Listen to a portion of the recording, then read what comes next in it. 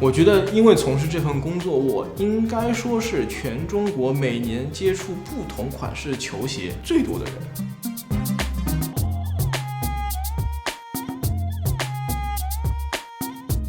听下来，其实我的人生从我的念书开始到工作开始，其实就一直是围绕球鞋的。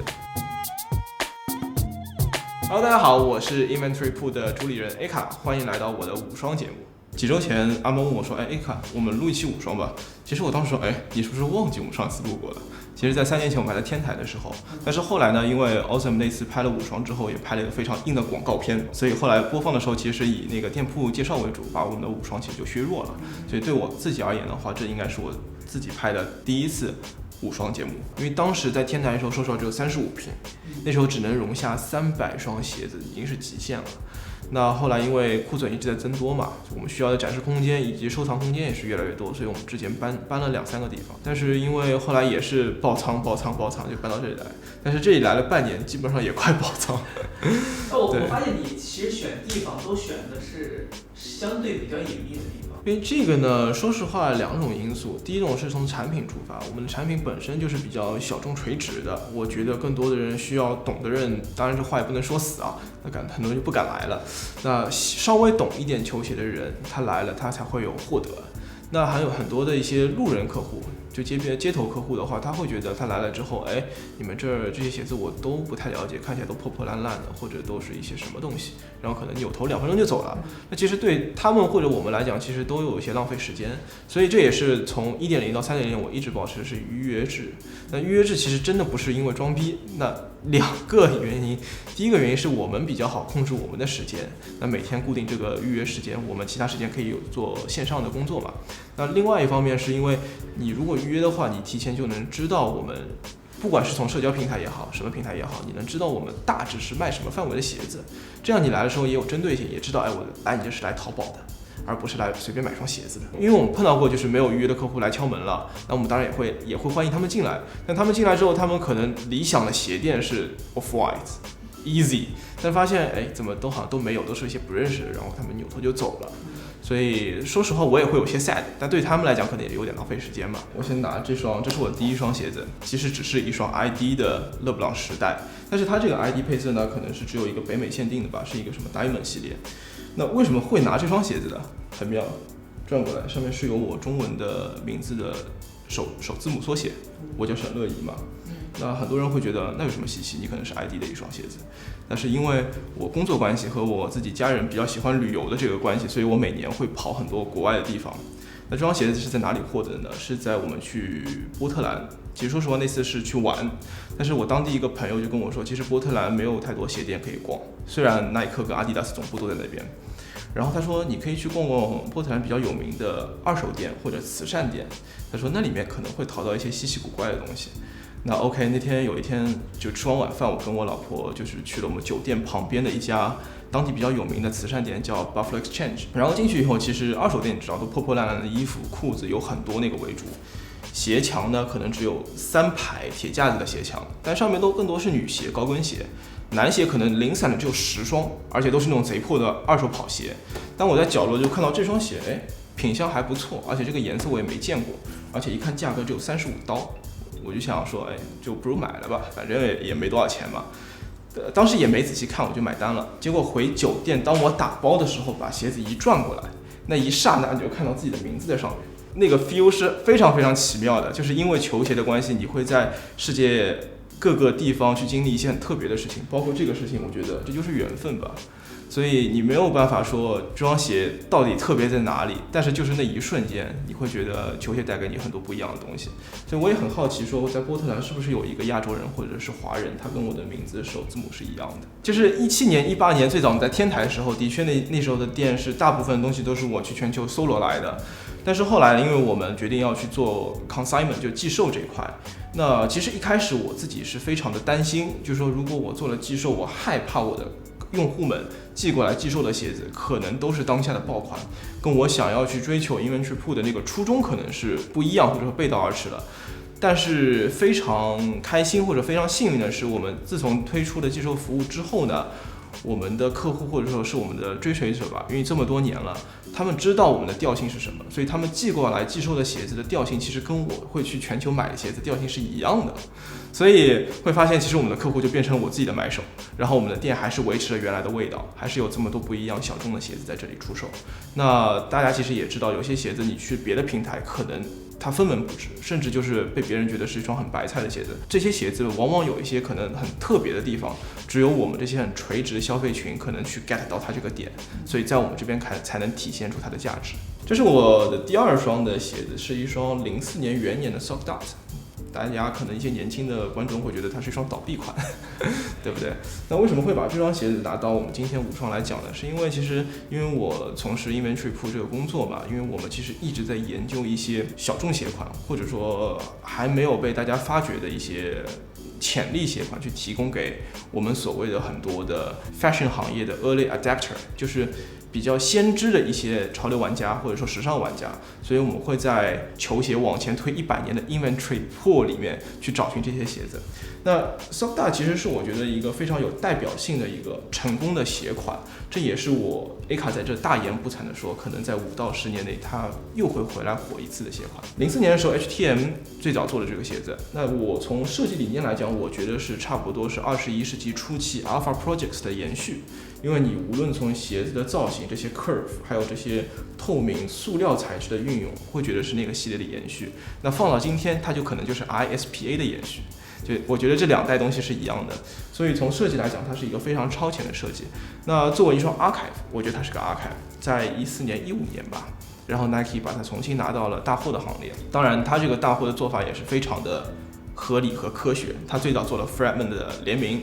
然后做了很多限量的配色，包括独立日什么，所以价位很高当时。那后来有做了很多的 inline 的大货款，包括像奥利奥配色，之后也很多人会去穿。那后来开放了 ID， 最后进入了折扣店，所以它这个生命周期是非常非常的完整。但是很多我其实在 Nike 的好朋友、产品大哥会觉得抱怨说，哎，这个鞋子被我们 Nike 自己做死了。但是我一直觉得其实并没有，我一直觉得这个产品的生命周期是非常健康和完整的。当然它的时间点可能是在3年左右、4年左右，我觉得也是非常合理的。当然最后可能在17年、18年淡出了大家的视野，慢慢进入了折扣店。现在你可能去一些闲置平台上，可能就300-400块钱就可以买到的东西。但是我觉得首先这是一个非常好的产品，其次在这一波潮流过后，下一波追寻的时候，它一定是一个有潜力的款式。我又找到另外一双是我自己 size 的这个鞋子，所以这双我会去出售掉。那对于我自己的很多 archive 的收藏来讲，如果我只有1双的情况下，我不会卖掉它。如果我有第2双的话，会把它第1双分享给更需要它的人。这个客户其实已经拍下3个礼拜，我一直没给他发货。我跟他说我要做一下内容，他说好，没关系。他说这个鞋子放在你这边做内容的价值可能会放在他这边更大，所以就一直留到现在，非常感谢他。怎么说呢？其实因为 archive 这个市场，说实话，从时尚圈到球鞋圈，那时尚圈可能有10年左右的历史了，球鞋圈可能只有2-3年的历史。那大家对 archive 的定义不一样，那玩 archive 的心态也不一样。我曾经想做一件 T 恤，把一个口号印在胸口，就是我是 archive 玩家，我有钱，我有品。那我觉得现在当下很多年轻人，特别00后的一些 archive 玩家，说实话，我觉得这是他们心里的独白。对于我来讲，我觉得 archive 的定义是它必须是有时代代表性的，它能代表一个时代的。那很多鞋子大家会觉得它打折，它可能不值钱，但是它往往就是一个时代的定义。比方说什么？比方说 Free，Nike Free。3.0、5.0、7.0，它其实原始的那个鞋型就是一个 archive， 虽然后来很便宜，但是你要知道它影响的后面的设计理念，包括大家知道的大吕布，包括很多的之后的，比如说宇航员的鞋底 ，SFB 的鞋底其实也是有这个Free 的设计理念的延续，所以像这种原始鞋款，它就是有时代代表性的。那还有包括我们之前我自己定义的芯片鞋，第1双芯片鞋 Zoom， 在现在这么多科技化鞋子的鼻祖。就是最早把芯片嵌进去的这双鞋子。我去研究 archive 的初衷呢，就是我想去研究其实每一个时间点球鞋文化历史上的一些高光产品或者说代表作，所以从70年到10年，其实每隔5年或者3年都有一个高光产品。那完整了这些 archive 的收藏以后，我觉得我就是了解了所有球鞋历史的这个文化。另外一种类型的 archive 玩家呢，是想要把这些别人想买不到的这些 archive 穿在脚上，去彰显自己的品味，或者说去做一种不同风格的搭配。但我没有贬义啊，但是我觉得这也是现在当下 Archive 玩家的2种不同的玩法。这一类产品的玩家其实很多很像朋友。最近 Nike 在发一些 Waffle Razor 的那些延伸鞋型嘛，那后来昨天网上有一个就是讲华夫鞋的历史的帖子，我们就会有朋友就会转发过来说，哎，这个内容是不是你们写的？我说不是，这个写的不错，但不是我们写的，都会有这样的一个交流。但是对于很多的玩家来讲，他们印象里 Inventory Pool 或者我 A 卡其实就已经是这个话说的有点狂，就是老鞋子的代表，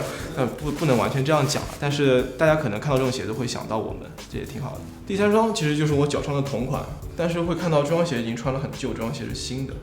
那我脚上这双鞋其实我估算应该穿了300-500次有了吧。但是大家知道我很喜欢这种70年代的跑鞋、复古鞋嘛，这双 Daybreak 复刻的时候我也是第一时间购入了。那这个鞋子其实很妙的时候，你穿的越旧，它的感觉会越好，因为它上面的鸡皮面和它的尼龙面，当你经历了一定时间过后，它会有你自己的味道。这也是很多复古玩家去追求的一个点。在00几年之前，其实没有复古这个词，因为大家还不知道我要去追求一些老的东西。但现在追求老的东西变成一种时尚了嘛，所以00几年的时候开始有了复古鞋。那这个鞋型 Daybreak 其实是70年代的复古跑鞋里的一个高光鞋款。它同期的还有什么 LDV 啊，还有 Tailwind 什么的。那除了我一直买不到、想买不到的 LDV 之外呢 ，Daybreak 应该是我第2个喜欢的鞋型。那在耐克这次复刻之前呢，其实经历了将近有10年还是12年没有复刻过这个鞋子，所以你在市面上去找这个老的 Daybreak 找来，可能是全新的皮箱好，但是你一穿它的底就会裂。所以当时买到过，但是就不敢穿，所以也很可惜。所以后来耐克复刻之后，我就第一时间入手了这个比较欧级的灰紫色。那我自己其实买鞋子也是有点无欲无求的，现在完全不会去穿那些特别贵、特别限量的鞋子，我往往会去穿这些我觉得很有我自己味道或者能穿出自己味道的鞋子。大家不要觉得70年代的鞋子可能脚感不好，那其实当现在你穿过 Boost、穿过 React、穿过 Zoom X 之后，其实你的脚感已经体会到了巅峰在哪里。但是你回过来穿这些70年代的这种 EVA 的跑鞋的时候，你也不会觉得它有硬到哪里去，反而你会觉得，哎，原来以前的鞋子穿起来到脚感还可以。所以这就是我为什么每天都会穿这个鞋子。包括很多朋友说，哎卡，你有这么多鞋子，或者说品牌的朋友会说，给你这么多鞋子，为什么你老是只穿这一双？这个鞋子真的就是做到我心坎里了，所以我就一直穿。然后我自己穿一双，然后收藏一双，但是我好像家里还有其他几个配色都有。其实复古跑鞋这件事情，说实话，说它回归嘛，也没有太回归。应该说第一波的时候呢，我觉得应该是 Sacai 跟那个 Nike 的那次合作的时候，因为它混合了70年的很多跑鞋，所以大家会把这个东西重新带回了视线里。好，这是我的第4双要介绍的鞋子。当然，下面这个盒子其实35周年的盒子和这双鞋不是匹配的，原因是什么呢？原因是这边还有个同款，也是阿迪达斯的头像款式。这个是手上白色是35周年的，黑色其实是45周年时候出的。那其实这双鞋子跟前面那个 Daybreak 其实感情方面是有点像啊。这个其实是70年代的鞋型，给大家普及一下啊。Superstar 70年代的鞋型，这后面这条是窄的，以及上面没有那个 Travel logo。80的 S 的话，这边会有个大 logo 在这里，所以这个其实是很欧级的70年代的鞋型。45周年，说实话那时候算一个冷门年份吧，所以其实喜欢它的人或者说收藏它的人不是很多。所以在后来这几年，我陆陆续续买了很多双这个鞋子啊。这双43码是我平时一直在穿的。然后为什么会说到 Superstar 呢？其实说实话，这个鞋型对我自己来讲已经是融到骨子里去了。首先我自己接触球鞋，虽然说是从姚明进入 NBA 差不多02、03年开始，但是实际上会接触到可能潮流的板鞋什么的，一定是从05年阿迪达斯35周年那个企划开始。因为那个企划说实话对年轻人的太震撼了。你第一次知道球鞋背后可以有这么多故事，你第一次买了杂志可以一双一双去研究它背后的这些联名到底是什么东西。今年不是阿迪达斯贝壳头的50周年嘛，所以年初的时候原本没有疫情的情况下，本来要做一个贝壳头的展览，那也是跟三叶草的朋友就去聊到说，哎，你们英文曲铺能不能去帮我们去做这样一个展。所以我基本上花了将近3到4个月的时间，把我原来想买都没有买的35周年贝壳头都买回来了。也是因为这3、4个月不停的去研究，然后去采买以前的一些老的藏品，以及我们有做一些视频内容，所以真的这个鞋型就完全已经是就刻到脑海里去了。然后也是因为在不停的找寻过程中，因为我要在全球去找，因为这些老鞋子因为真的很难找的过程中，发现了很多很有意思的 Superstar 的一些以前的版本，就比方说，这边其实有拍到是05年的一些高光的 Superstar， 它的 Pro Model 也是做旧版本。做旧这个点对我来讲就是没有理由抗拒的，所以我会看到，其实原来 Superstar 在过去的几年里出过很多有意思的做旧版本，还有一些特殊皮质版本。就复古不复古，除了它的鞋型以外，它的中底的颜色、它的皮质的运用，以及它那个这么多年放下来这个皮质泛出来这种光泽和纹理，才是吸引复古达人的那个点。所以有时候我自己买鞋子，就像刚刚我们 Q 到说，最近自己还会去买什么收藏或者买什么鞋子。对我来讲，我只要看到这双鞋子是代表一定年份的，或者它有那种时间的感觉在里的，我就会买。就无论是它有多便宜或者它有多贵，而不是去买那些特别爆款的限量或者特别少的一些球员版本。所以我现在自己的消费观跟以前也是大大的不一样。我以及我同龄的很多朋友现在买鞋，就是这个鞋拿到手之后，其实对这个鞋就已经丧失兴趣了。他更有兴趣的是我在全球去找这个鞋子的过程。那这个过程呢，是能让我这辈人或者跟我同龄或者我的朋友们去高潮的一个点在那里。那很多时候这种鞋子找到之后，你拿到手可能拍个照就放起来了，不会再去碰它了。对我们来讲，找鞋是一种享受。然后的确也会有种鞋是找不到的，因为很多的这些特定的鞋款，说实话不是你有钱就能买到的，这个是最难的地方。那有些就是你真的你等1年都等不到这个鞋子，所以每次就会跟让我们去找鞋子的人，无论是我们客户也好，还是一些品牌也好，都会说时间千万不能急，一定要保留可能2到3个月的时间，我们才能保证，不能说完全保证这些鞋子一定能买到。这些鞋子可以有奖的。真的可有奖了，因为昨天在楼上，因为什么事情？因为过2天不是要发售那个科比5代了嘛？对。我一个同事 Q 了我一个问题，他说：“卡，科比走掉那天你哭了吗？”然后我还没回答说，他就先回答说：“我哭了，而且我很多次都哭了。”那的确这个事情对我来讲也是一样的，每次有新闻放到那个特定的音乐的时候，就一定会泪流满面。这双鞋子呢，我真的已经是忘了是09年还是10年的一个夏天，科比的中国行。这双鞋是我跟科比面对面的时候，我做给他的一双 ID。那当时当然时间因为紧凑，没有把这双鞋子实际做出来，我们当时只做了一个效果的一张板，但是我们要 present 就是我们为什么去 ID 这个灵感给到科比。然后那一次也是真的非常机缘巧合，我刚刚还在跟我同事说，是在可能暑假开始前几周吧，突然有一个社会大哥，因为那时候很喜欢在街头打篮球嘛，认识了很多打球场上的社会大哥。社会大哥跟我说，过2天有科比的活动，你要不要去？能见到科比？我说好啊，没问题啊。然后他说，因为这个名额很少，然后可能在那个活动当中会给到一个科比的签名。但是那个社会大哥说，我要的回报就是说你把那个签名的东西给我，但活动你去参加就好了。对，社会大哥可能不能抛头露面嘛。那我那时候19岁、20岁，那肯定没问题啊，屁颠屁颠去了。而且那次还很紧张，因为第一次感觉活动好像还挺神秘的。因为在活动前可能2周、3周，还 Q 我们参加活动的3个人，只有3个人啊，去当时 Nike 的总部，就是在最早恒隆的楼上去开了一个会，去 brief 一下当天的那个流程啊，你们可以干嘛，不该干嘛，怎么都 set 好。然后当天就去，那时候还是001没有改造之前的地下1层，因为那时候是上海唯一一个Nike ID 的地方。等科比等了将近1个半小时、2个小时，科比来了，很亲切的，每个人都握手 say hi， 然后还有很多互动，然后我们每个人就 present 你的设计灵感给他。那我当时呢，说实话，可能电脑上的效果图，因为当时只能在电脑上做效果嘛，这个鞋带可能不是橙色的，是一个偏黄色的。我想的概念是紫金配色嘛，然后我就跟他就是说了这样的一个想法。然后另外2个同行的是用他太太的一个创意去做了一个配色，还有一些什么。因为当时的 ID 其实很简单，你只能换一些颜色，就真的是可选项不多，因为那是10几年前了嘛。我那时候比较懊悔的是，那时候有一主持人 MC 是那个 Jason， 台湾那个 Jason， 他帮我们去做翻译。那因为那时候我19、20岁的时候，英文可能口语也没有这么好，也没那么有自信嘛，所以就是全程就是中文 Jason 翻译跟他沟通的。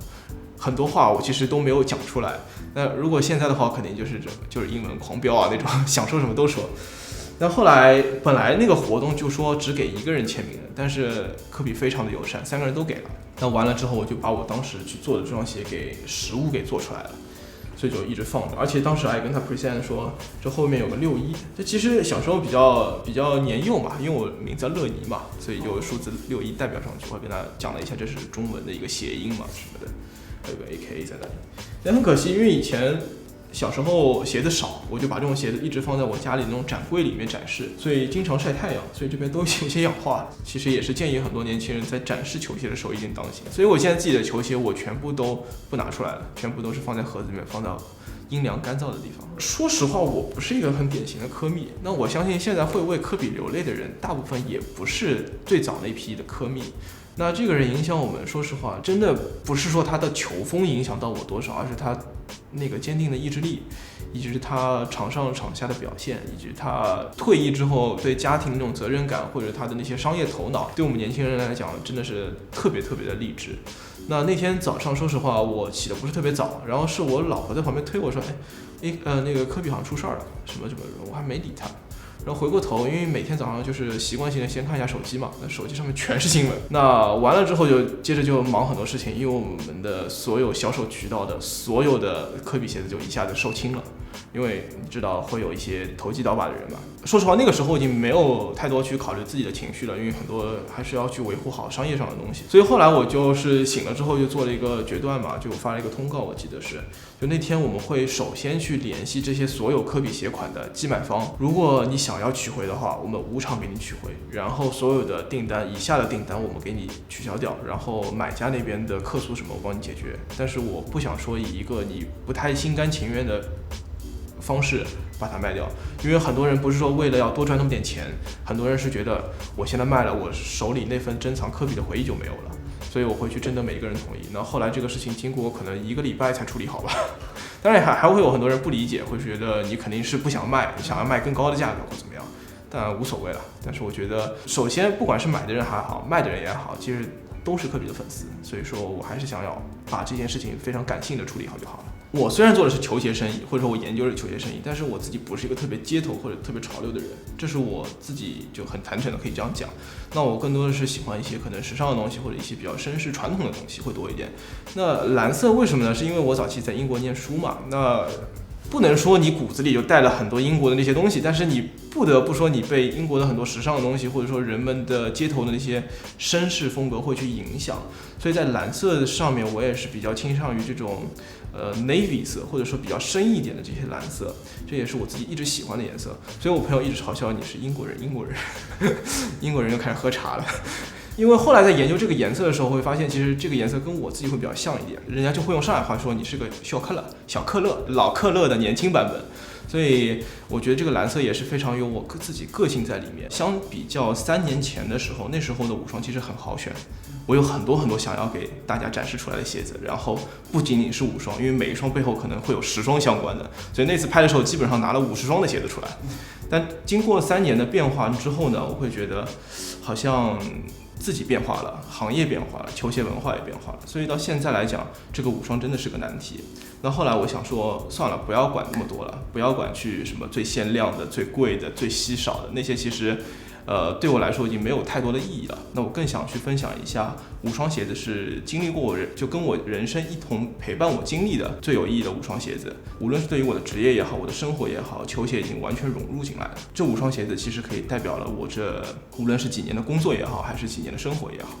对，是一个最好的一个代表作吧。怎么说呢？我的人生完全就是围绕着球鞋去规划的，因为我喜欢上球鞋是在我小学的时候。那我这一辈的人，很多人都是因为姚明进入 NBA 去开始看 NBA， 那看到了 NBA 很多球员穿着的鞋子就吸引到了鞋子上，然后那时候的资讯都不是很发达，就会去买杂志，看各种论坛什么的，所以跟大家一样，就慢慢的由篮球 NBA 然后吸引到了球鞋上。那这个过程其实持续了我可能初中、高中一直是这样的。那当我高中毕业，我选择学业的时候，说实话，我当时想选的是 sneaker design 那种专业，但是很可惜，在那个年代，全球没有任何一个高校是有这样的一个指定专业的。那时候只有 shoe design， 没有 sneaker design。那后来我去学了一个产品设计，就其实跟球鞋是相关的外观设计。当时我们也设计球鞋、设计汽车、设计一些手机的。那后来我在去英国念研究生的时候，我就选择了 fashion marketing， 因为当时其实fashion 行业跟 sneaker 行业还是有点区别开来的。但是我想说看一些更多不一样的东西。那回国之后呢，我就是一直是在品牌公司从事于产品企划的工作。那我有在运动户外品牌做过，也有在 Adidas 做过产品买手，所以在18年的时候，我就是完全辞职了，全职投入到来做 Inventory Pool 这样的一个比较奇特的小众的球鞋机手单位吧。我觉得，因为从事这份工作，我应该说是全中国每年接触不同款式球鞋最多的人。我不知道有没有比我更多的，因为我在品牌上过班，我知道品牌的产品部的大哥可能